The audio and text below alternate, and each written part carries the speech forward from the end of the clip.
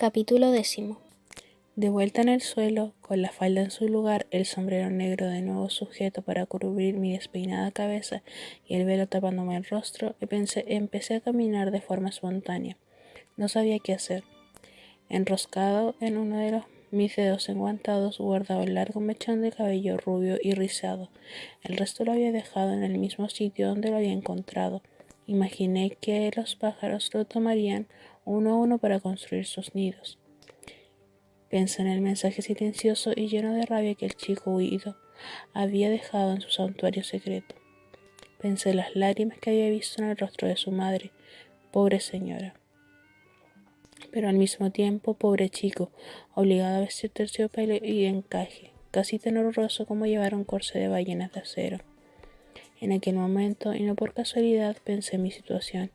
Yo, Enola, también huía, como el joven Lord Duxbury. Excepto que esperaba que él hubiese sido lo suficientemente sensato como para cambiarse el nombre. Qué estúpida había sido al presentarme como Enola Holmes. Había corrido un riesgo innecesario. Necesitaba alejarme de allí cuanto antes. Pero antes tenía que tranquilizar a la desdichada duquesa. No.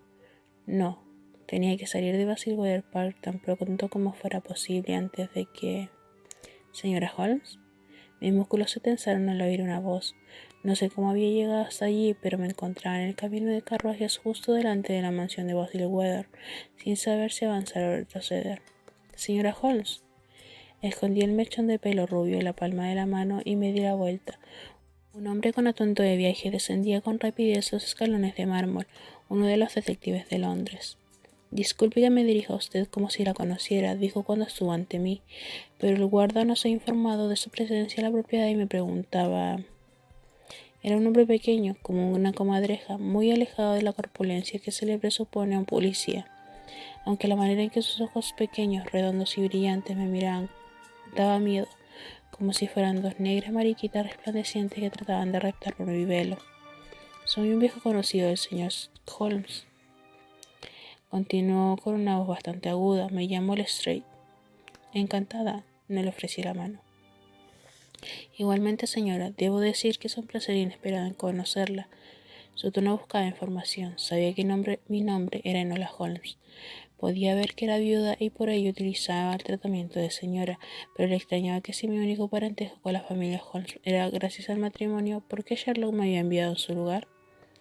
Holmes jamás la ha mencionado. Evidentemente, asentí con educación. ¿Habla usted con él de sus asuntos familiares? No. Es que, quiero decir, nunca se ha dado la ocasión. Por supuesto que no. Esperaba que mi tono siguiera sonando anodino, pero mis pensamientos pitaban cual pisón. La primera oportunidad que tuviera aquel fisgón le relataría a Sherlock nuestro encuentro y no había detalle. No, todavía peor, como inspector de Scotland Yard, en cualquier momento podía recibir un cable en el que se informara sobre mi desaparición. Tenía que escabullirme antes de que eso sucediera. Ya parecía sospechar.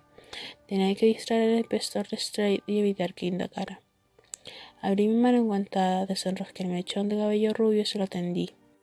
En lo que respecta a Lord Duxbury, me dije como si fuera yo la que estaba al mando, imitando a mi famoso hermano, el chico no ha sido secuestrado. Detuve con las manos sus protestas. Ha decidido tomar riendas de su vida y se ha escapado. Usted también lo haría si lo hubiesen vestido con un traje de terciopelo como una muñeca. Quiere hacerse a la mar en una embarcación, quiero decir. Había visto los cuadros de los barcos de vapor en los clippers y demás tipos de navíos.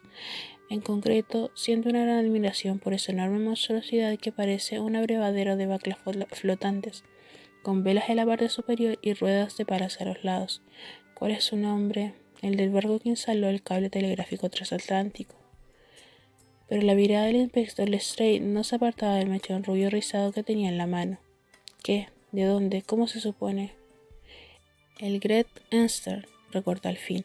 Ese era el nombre del barco más grande del mundo. Hallará Lord Duxbury en un puerto, seguramente en los muelles de Londres, con toda probabilidad tratando de que lo enrolen como tripulación o grumete. Incluso estaba aprendiendo a hacer nudos marineros.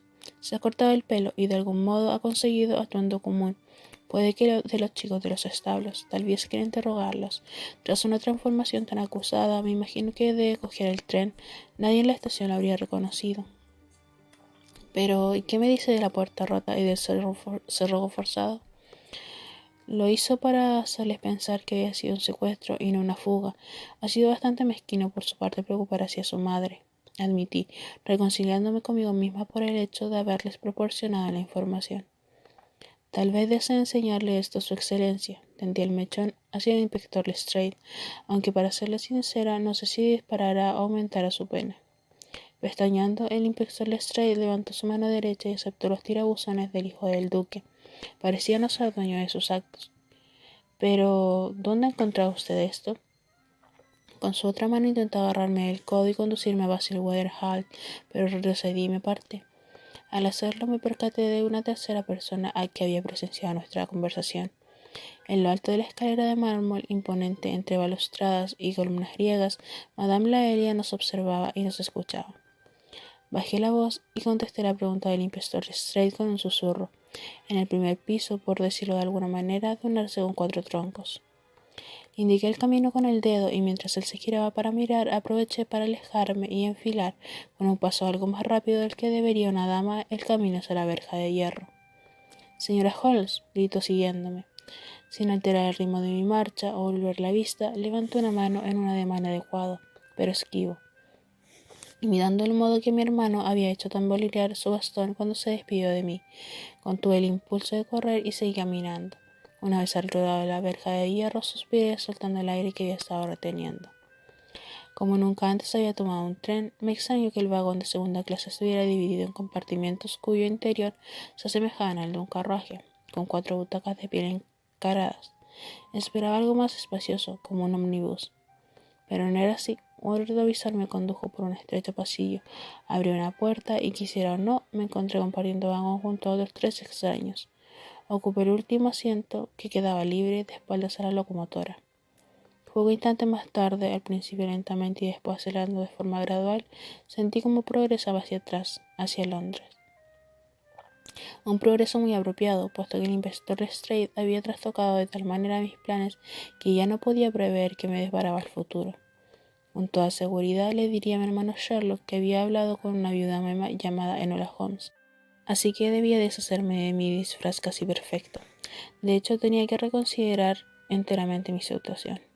Suspiré y sentándome en el borde de la butaca debido al polizón, o más bien a mi equipaje, adopté la posición más cómoda que pude para mi progreso hacia atrás. El tren se mecía y tambaleaba mientras avanzaba a una velocidad al menos 2 veces mayor de la que se podía obtener al bajar en bicicleta colina abajo. Árboles y edificios aparecían y desaparecían en la ventana con una rapidez tan tumultuosa que tuve que apartar la vista. Me sentí un poco mareada, pero por más de un motivo. El plan cómodo y seguro que había trazado, consistente en alquilar un carruaje, buscar un hotel y más tarde un alojamiento refinado en el que esperar con placidez, ya no servía. Me habían identificado. Me habían reconocido. Lestrade y mi hermano no tendrían problema alguno en seguir los pasos de una joven viuda por todo el Belvidere y descubrirían que había tomado el expreso de primera hora de la tarde en dirección a la ciudad. Con todas las molestias que me había tomado para despertar a mis hermanos y hacerlos ir hacia Gales. Y aunque no tenía ni idea de mi holgura financiera, al menos habrían averiguado que me dirigía a Londres y no había nada que yo pudiera hacer para evitarlo. Excepto tal vez abandonar Londres nada más llegar y subir en el primer tren hacia cualquier destino. No, con toda seguridad mi hermano interrogaría a los vendedores de billetes y el negro tonto que llevaba me delataba. Si Sherlock Holmes averiguaba que una viuda había cogido el tren hacia, por decir algo, Hunstanton, Rockingham o Pundingsworth, lo averiguaría. Y seguramente me encontraría con más facilidad en Hunstanton, Rockingham o Pundingsworth o un lugar similar de Londres. Además, yo deseaba ir a Londres, no porque pensaba que madre estaba en la ciudad, más bien al contrario, sino porque me resultaría más fácil iniciar la búsqueda de allí. Y siempre había soñado con visitar Londres, sus palacios, sus fuentes, sus catedrales, teatros, óperas, caballeros con frac y damas salpicadas de diamantes. Asimismo, la idea de esconderme bajo las mismas narices de mis hermanos me entusiasmaba más ahora que lo sabían. Con solo pensarlo me encontré sonriendo debajo del velo mientras progresaba de espaldas hacia la gran ciudad. Los haría recapacitar sobre su opinión acerca de la capacidad craneal de su inesperada hermanita. Muy bien, hacia Londres entonces. Sin embargo, bajo las circunstancias que habían cambiado, ya no podía alquilar un carruaje en cuanto llegara a la ciudad. Sherlock Holmes interrogaría a los cocheros. Por lo tanto, tendría que caminar, pero la noche se acercaba y tampoco podía refugiarme en la habitación de un hotel. Con toda seguridad, mi hermano preguntaría en todos los hoteles. Tendría que caminar un trecho importante para alejarme de la estación de ferrocarril. Pero ¿hacia dónde? Si tomaba la calle equivocada, podía tropezar con gente poco recomendable. Podría encontrarme con un ladronzuelo o tal vez incluso con un asesino. Muy desagradable. Justo con aquel tipo de pensamiento en mi mente, aparté los ojos del mareante paisaje al otro lado de la ventanilla del tren y miré hacia el cristal de la puerta del pasillo. Y casi se me escapa un grito. Allí el rostro de un hombre enorme, como una luna llena, inspeccionaba el compartimento. Tenía la nariz pegada al cristal y sus ojos escrutaban a cada uno de los ocupantes.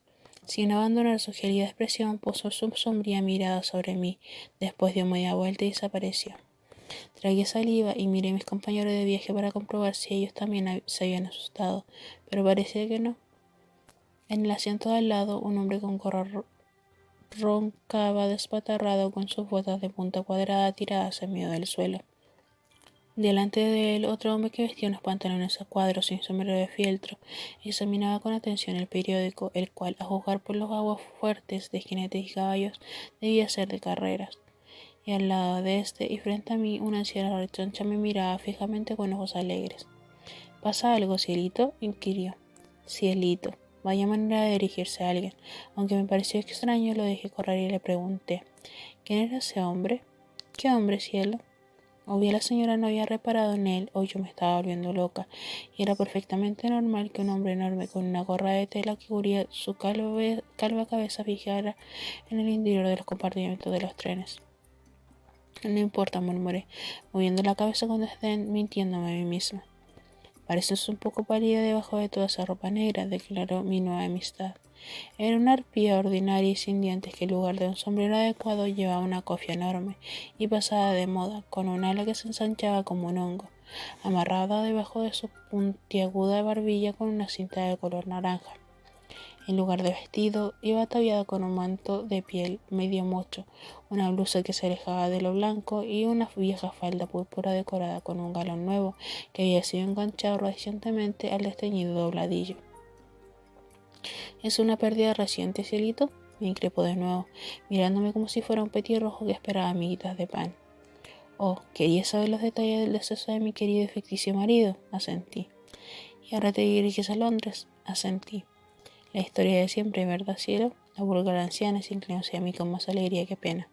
Pillaste a uno de los buenos, pero se ha muerto. Aquella fue la brutal palabra que empleó. Va y se muere y ahora ni siquiera cuentas con medios para alimentarte, ¿verdad?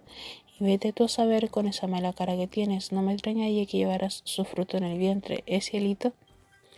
Al principio apenas entendía sus palabras, pero después me quedé estupefacta, sin habla, puesto que nunca había oído a nadie pronunciar tales obscenidades en voz alta y en un lugar público, y menos en presencia masculina, aunque ninguno de los dos parecía escucharnos, enrojecí de rabia.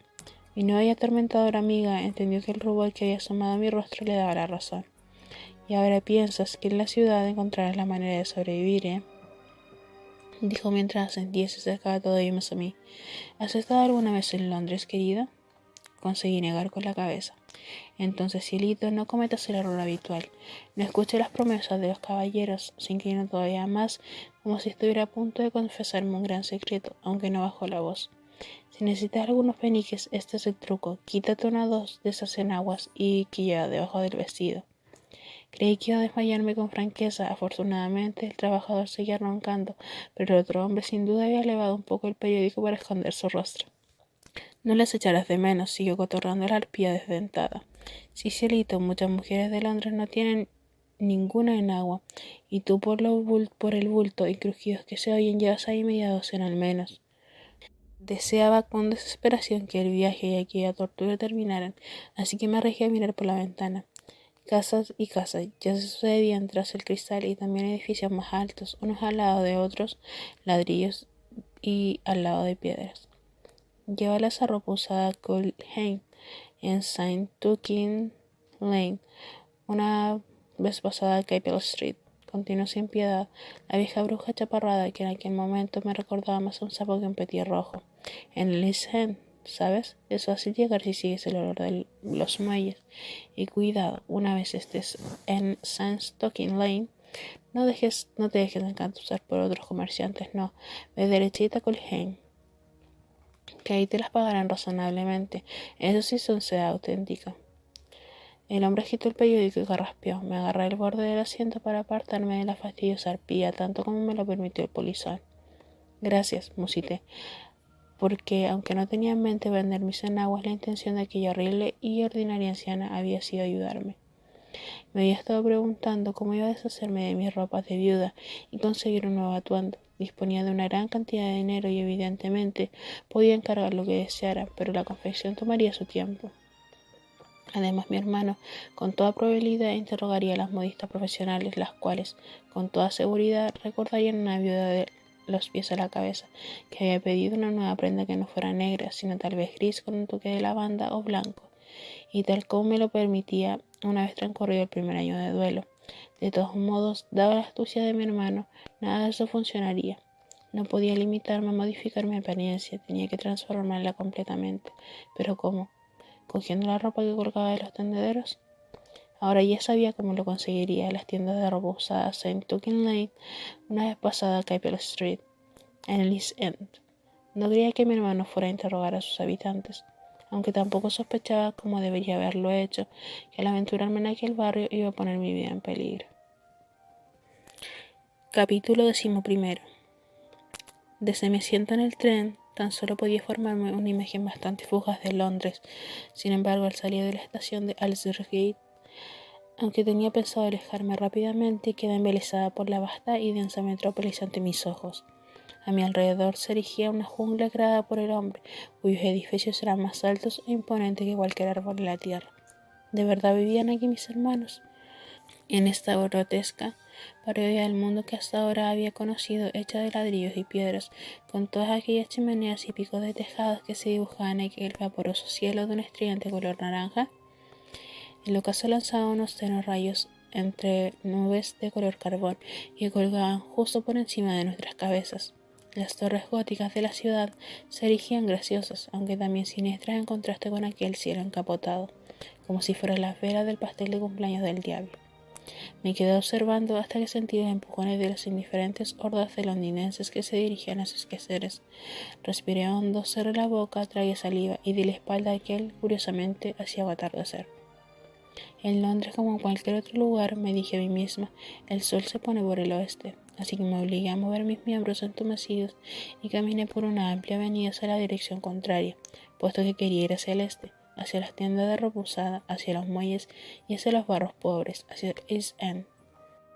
Después de recorrer unas manzanas, me introduje por unas calles estrechas y oscuras en las que había unos edificios altos y llenos de gente. Detrás de mí el sol empezaba a desaparecer.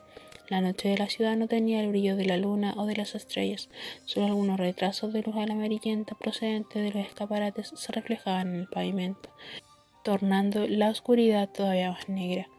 De ella surgían transeúntes como si fueran visiones, desvaneciéndose de nuevo unos pasos más allá. Como si fueran siluetas de un sueño, volvían a aparecer y desaparecer en las esquinas, iluminadas por los pálidos triángulos de luz de las farolas de gas.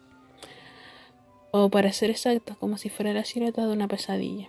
Las ratas atravesaban las sombras a toda velocidad, ratas insolentes de ciudad que ni se inmutaban al verme pasar. Intenté no mirarlas, hacer como si no existieran.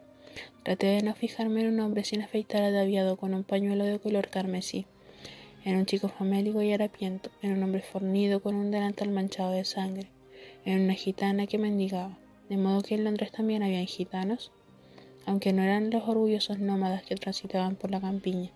Aquella descalza en una esquina estaba llena de mugre y suciedad como un desollinador. ¿Esto era Londres? ¿Dónde estaban los teatros y los carruajes, las señoras enjolladas envueltas en piel y vestidos de noche, los caballeros con gemelos de oro y chaqué? En lugar de eso, pasó por mi lado un hombre pálido que parecía la desdicha personificada y que llevaba unos carteles colgados delante de su cuerpo. Para un brillo de cabellos irreprochable, utilice aceite de mascar Van Kemp. Unos 60 niños zaramileaban a su alrededor, burlándose y quitándole su bombín abollado. ¿Dónde guardas la mostaza?, le gritó una niña que no paraba de dar saltos.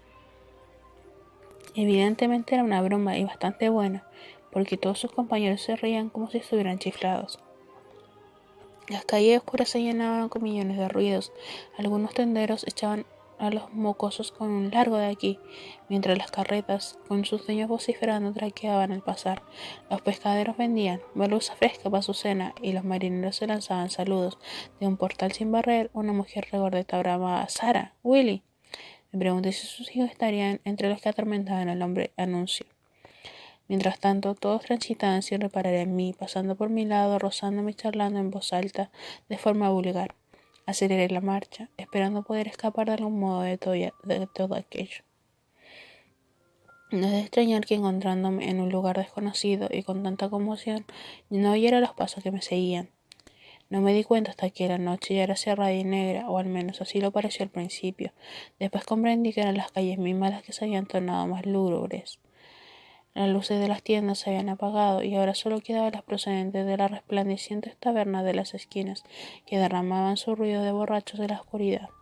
Apoyado en un umbral, vi a una mujer con el rostro maquillado, los labios rojos, la piel blanca y las cejas negras, y me figuré que estaba ante una señorita de la noche.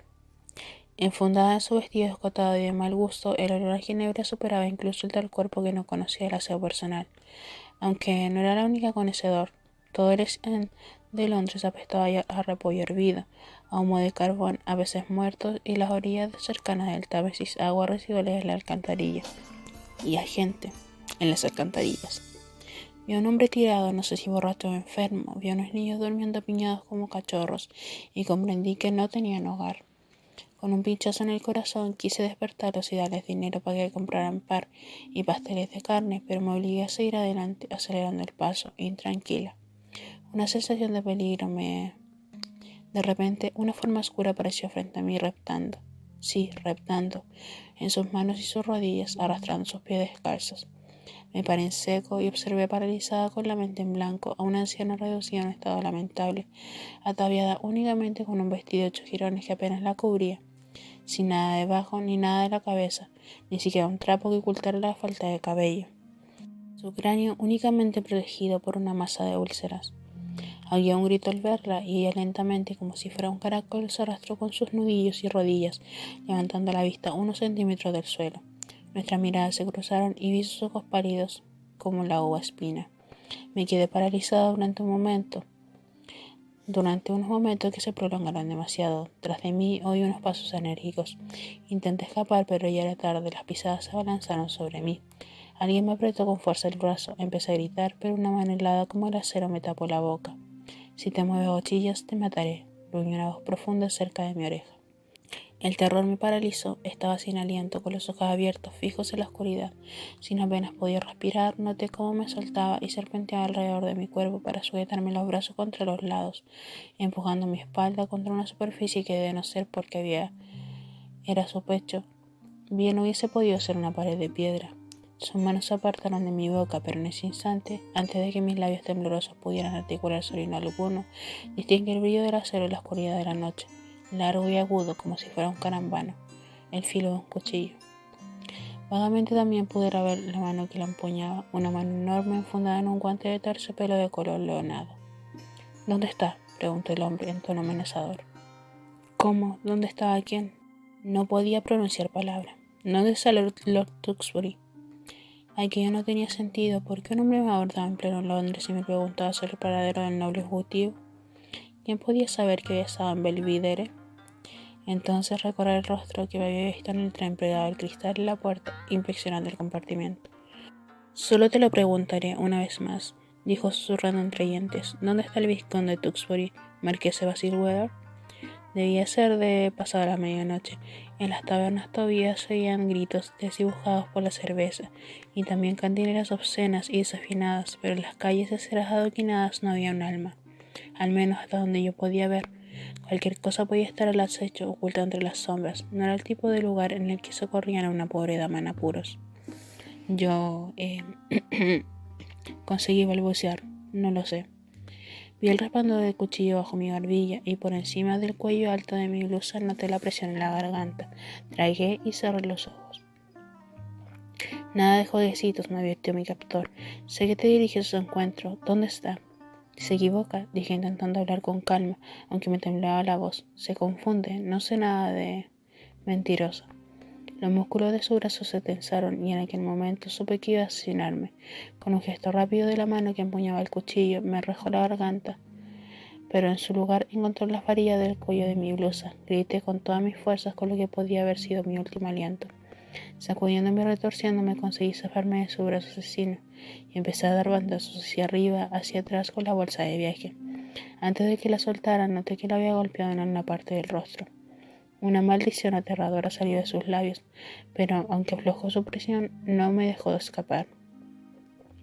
Aullé de nuevo al sentir el largo filo de su cuchillo introduciéndose por mi costado, y a pesar de que el coce detuvo algunos golpes, él siguió apuñalándome, tratando de encontrar el camino hasta la carne. En su empeño, solo consiguió rajarme el vestido, una herida de la tela larga y hecha de harapos que se rajó cuando me aparté de él y seguí corriendo.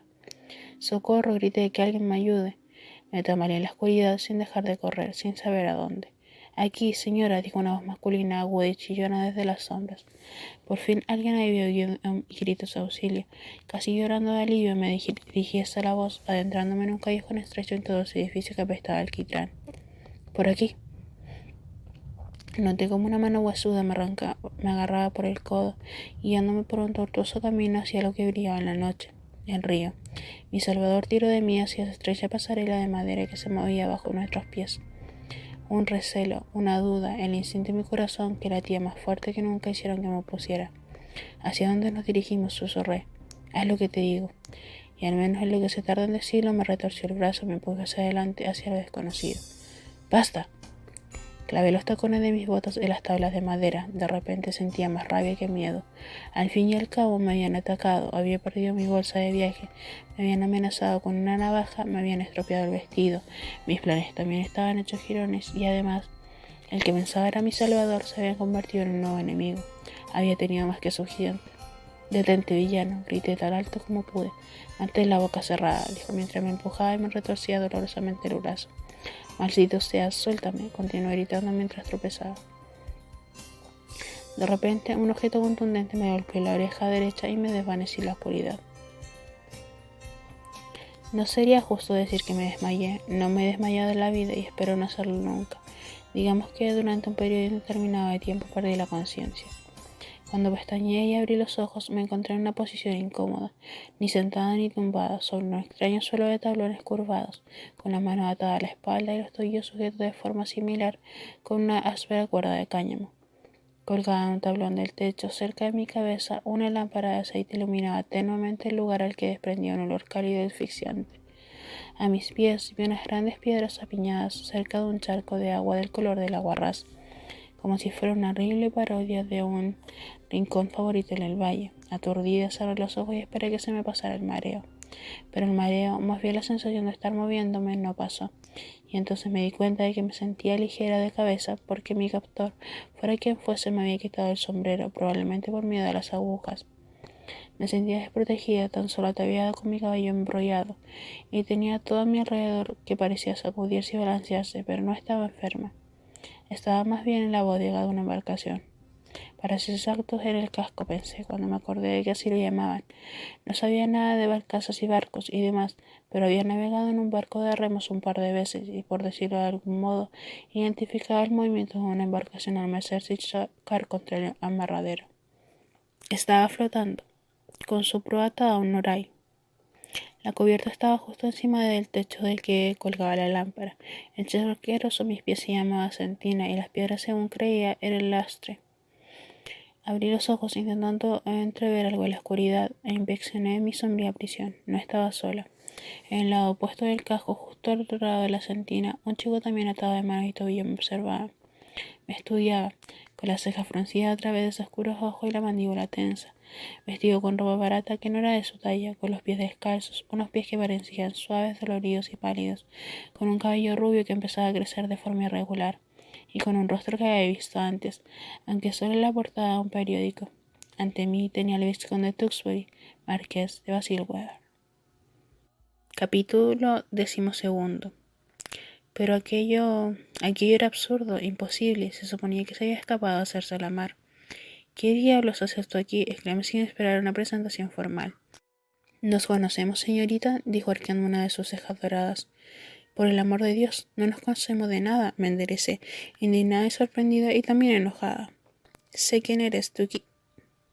No se llaman así. Muy bien, los Duxbury burbujas en el mar. ¿Qué hace usted descalzo en un barco? También yo podía preguntar con igual ecuanimidad qué hace una mocosa como tú vestida de viuda y callejando por Londres, respondió mordaz e incluso en un tono más aristocrático. Oh vaya, le ataqué, un grumete con acento de ton. Oh vaya, una viuda sin alianza. Como tenía mis manos atadas detrás de la espalda, no había reparado en ello, pero ahora que las había apoyado encima del polizón para intentar desatar el cordaje que me sujetaba las muñecas, me di cuenta. ¿Por qué me han quitado los guantes? ¿Para qué los quieres?, exclamé. Te han... corrigió su excelencia, el vizconde, en plural. Son dos. Querían robarte el anillo, pero no lo encontraron. A pesar de su aire arrogante y aleccionador, pude distinguir la palidez de su rostro y el temblor de sus labios al hablar. También fijonearon en tus bolsillos y encontraron unos pocos chelines, algunas horquillas, 3 barrigas de regaliz, un pañuelo bastante sucio. Es verdad, dije tratando de cortar su letanía. La idea de que, mientras estaba inconsciente, unos hombres que no conocía de nada habían metido sus sucias manos en mis bolsillos me estremecía. Afortunadamente no me habían tocado porque mi improvisado equipaje seguía en el mismo lugar. Podía notar el aumentador de busto, los reguladores de cadera y el embellecedor para el vestido en su posición original. Un peine, un cepillo, un cuadernillo lleno de flores con unos... Sentí una punzada en el corazón, como si acabara de asesinar a mi madre frente a mí. Las lágrimas se agolparon en mis ojos, sin embargo me mordí el labio. No era ni el momento ni el lugar de lamentar la pérdida. Y como uno de los costados del vestido estaba rajado de arriba abajo, también echamos un vistazo a ese escandaloso corsé rosa que llevas puesto. ¡Canalla! Mi tristeza aumentó mi rabia. Muerta de vergüenza y temblando por la ira, estallé. Te mereces estar donde estás, atado de pies y manos. ¿Y cómo es que tú, querida niña, no mucho mayor que yo, mereces el mismo trato? Soy mayor que tú. ¿Cuánto mayor? Cuando estaba a punto de decirlo, recordé que una dama no debía revelar su edad bajo ningún concepto. Maldito chico era listo. Y a pesar de sus fanfarronadas, estaba asustado. Tan asustado como yo. ¿Cuánto hace que estás prisionero?, le pregunté con suavidad, después de suspirar profundamente. Hacía aproximadamente 1 hora. Mientras el pequeño me agarraba, el corpulento decidió seguirte por algún motivo que desconozco. Cayó al oír unos pasos enérgicos por encima de nuestras cabezas. Las pisadas se detuvieron y la luz de la linterna apareció en el otro extremo de nuestra prisión. Me encontré ante la absurda visión de unas botas de goma que bajaban por una escalera, seguidas de un hombre de espaldas. No hace más de 1 hora, dijo mientras descendía dirigiéndose a alguien en la cubierta. Reconocí su voz chillona, delgaducho, raquítico, encorvado. El hombre parecía tener tanto miedo como un chucho apaleado y el mal alimentado. Lo encontré justo donde me dijiste en tu telegrama, dando vueltas por el muelle en el que está atracado el Gris Enter. Ya veremos qué hacer con él. Pero, ¿y la chica? Más o menos lo mismo, gruñó la voz del otro hombre, que también empezaba a bajar por las escaleras. Reconocí su voz y miré estoicamente como aquellos pies enfundados en unas botas negras iban seguidos de unos enormes miembros cubiertos por una prenda de color oscuro, que aunque tal vez en el pasado pertenecieran a un caballero, ahora habían venido a menos. Sus pálidos guantes en cuero de cabritilla, como podía ver gracias a la luz de la linterna que sujetaba en la mano, eran amarillos. La alta burguesía, tanto hombres como mujeres, llevaban este tipo de guantes, a menudo de color amarillo, para denotar la clase social a la que pertenecían. Sin embargo, cuando la nuca del gigantesco hombre apareció, comprobé que no llevaba el sombrero de un caballero, sino la gorra de tela de un trabajador corriente. De modo que cuando se dio vuelta y pude ver su rostro, ya me había hecho una idea. Era tal como había supuesto, el rostro frío y pálido, que, como una luna o una calavera blanca y siniestra, se había pegado al cristal del compartimiento del tren. Cuando se quitó la gorra, pude comprobar que estaba casi calvo, excepto por algunos mechones ensortijados de cabello rojizo que salían de sus orejas. Me hizo pensar en un gusano repugnante. Pensaba que solo iría tras ella en caso de que yo no pudiera atraparlo, dijo el otro. Bueno, así nos aseguramos bien, respondió el calvo gigantesco arrastrando las palabras. Además, dice que se llama Holmes.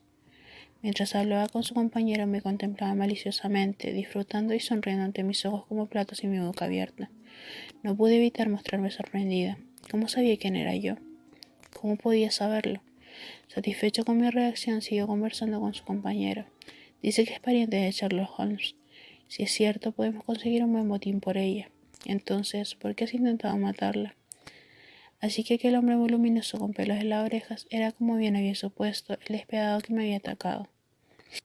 Me puso de mal humor, dijo encogiéndose de hombros con indiferencia. Conseguí cerrar mi boca y empecé a ver que todo cobraba sentido. Había estado buscándome en el tren. Me había seguido desde la estación. Sin embargo, nada tenía sentido. ¿Por qué me había saltado pensando que yo conocía el paradero de Lord Tewkesbury? Víbora. El malhechor me lanzó una mirada asesina con unos ojos que parecían hielo negro. Algo en ellos me era familiar, pero no negaré que estaba tan asustada que me puse a temblar. Has tenido suerte. La mayoría de chicas por estos barrios no tienen dinero para corsés. He abierto en el canal a más de una. No vuelvas a ponerme de mal humor. Permanecí callada sin saber qué responder. Francamente estaba aterrada. Pero entonces el otro hombre, el raquítico, contestó por mí. Bien, entonces será mejor que vigiles. No vaya a ser que hagas enfadar a Sherlock Holmes. Por lo que oí de ese caballero no bromea. Haré enfadar a que me dé la gana, dijo el más grande, volviéndose hacia él con un tono amenazador como el filo de una navaja. Me voy a dormir, tú haces la guardia. Esa era mi intención de todos modos, musitó el otro, pero solo cuando el hurto hubo desaparecido escaleras arriba. El delgaducho, el chucho guardián, se acomodó con la espalda contra la escalera y nos lanzó una mirada depravada. ¿Quién eres? Le pregunté. Apenas había luz, pude ver su sonrisa amarillenta a la que le faltaban varios dientes. Príncipe encantado de caballo manzana, a su servicio, me dijo. Ante una broma tan obvia le dirigieron una mueca de disgusto. Ya que estamos en presentaciones, me dijo Lord Tewkesbury, ¿te importaría decirme cómo te llamas? Me giré para mirarle. Nada de chachara, dijo raquítico. ¿Qué piensan hacer usted y su amigo con nosotros? Le pregunté fríamente. Llevarlos a un baile, queridos. Nada de chachara, he dicho. Sin deseo de ofrecerle aquel ser probable más momento de diversión, me tumbé del lado sobre los talones, dejando parte del vestido con la raja en la parte inferior y cerré los ojos. No resulta fácil dormir, incluso hacerse la dormida cuando se está maniatada a la espalda. Para empeorar la situación, los extremos de las ballenas de acero de mi corsé se me clavaban dolorosamente en las axilas. Mi mente, al igual que mi cuerpo, tampoco estaba dispuesto a descansar. Había mencionado la palabra botín, lo que significaba dinero, y lo que me llevaba a deducir que me retenían por obtener un rescate. No podía imaginar un modo más humillante de volver con mis hermanos, quienes sin duda en un instante me darían una azota y me mandarían derecho al internado. Me preguntaba si me quitarían el dinero. Me preguntaba como aquel gigantesco rufián había sabido de mi existencia y me había seguido, y más espeluznante si cabe cómo se había enterado del conde Tewkesbury y había conseguido enviar un telegrama a su cómplice con cara de chucho. Me preguntaba qué había querido decir con más o menos lo mismo. Temblando de miedo, me obligué a mantenerme alerta por si surgía cualquier posibilidad de escapar. Pero al mismo tiempo reconocía que era mejor respirar calmadamente, dejar de temblar, hacer acopio de energía e intentar dormir.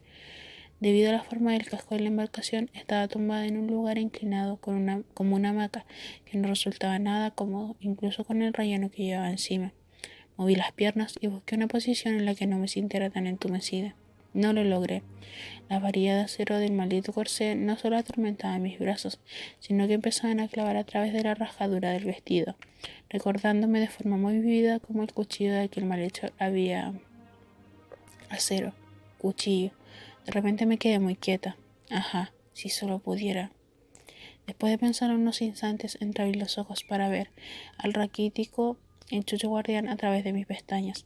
Afortunadamente, mi recato que me había obligado a tumbarme sobre el lado derecho, de cara a él, para ocultarle el corsé. Todavía estaba sentado con la espalda apoyada contra la escalera, pero su cabeza colgaba, se había dormido. Sí, tal vez mi día funcionara. Sin embargo, mientras él estuviera delante de la escalera, nadie podía pasar sin despertarlo, aunque ya me ocuparía de aquello más tarde. Tan silenciosamente como pude, estiré el torso e intenté tocar con mis muñecas atadas una de las varillas que salían del corsé. No era fácil, puesto que la raja estaba en un costado. No obstante, apretando los dientes para no hacer ruido, alargué lo más que pude un brazo, mientras me apoyaba en el codo del brazo contrario y me las ingenié para introducir la cuerda que sujetaba mis muñecas en el extremo de una de las ballenas de acero que sobresalía del corsé. Mi postura era tan complicada que apenas podía moverme. Aún así, conseguí romper la tela almidonada en la que la varilla estaba enfundada. Después de todavía más contorsiones, empecé a cortar las cuerdas. No miré ni una vez hacia Lord Tewkesbury. Intentaba pensar lo menos posible en él, y si lo hacía, trataba de convencerme de que estaba durmiendo. De otro modo, me hubiese avergonzado de mi postura poco educada. Adelante y atrás, adelante y atrás. No sin dificultad, mis manos y brazos se movían cual sierra mientras presionaba las muñecas manoteadas contra el acero. Con dolor y durante un buen rato no podía decir cuántas horas transcurrieron, porque en aquel agujero no había manera de diferenciar el día de la noche. Tampoco había manera de saber si estaba progresando con las cuerdas, porque no podía ver qué estaba haciendo. Lo que sí podía notar era que me cortaba, sí, a mí misma, pero apreté los dientes y presioné lo más que pude, con la mirada fija en el guardia durmiente y agudizando el oído para escuchar más allá de su agitada respiración. De repente, más que oír, empecé a sentir el languetazo de las olas. La porquería de las aguas residuales las sacudía amortiguadas contra el embarcadero. Raquítico se revolvió como si estuviera lleno de pulgas. Tuve el tiempo justo de recostarme y esconder las manos de su mirada antes de que abriera los ojos. A ver, ¿qué pasa?, se quejó. ¿Por qué estás moviendo el maldito barco?